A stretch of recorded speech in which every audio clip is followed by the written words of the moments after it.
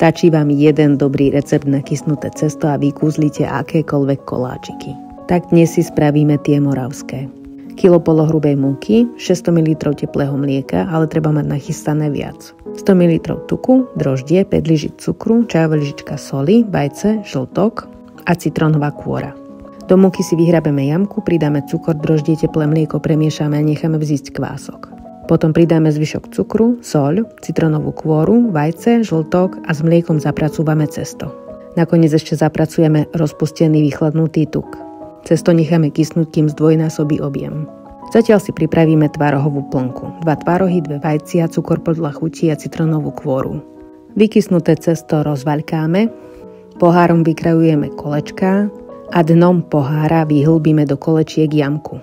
Potrieme rozšľahaným vajcom, naplníme plnkou na vrch povidla a upečieme do zlatista. Plnku môžete samozrejme zvoliť podľa vlastnej chuti.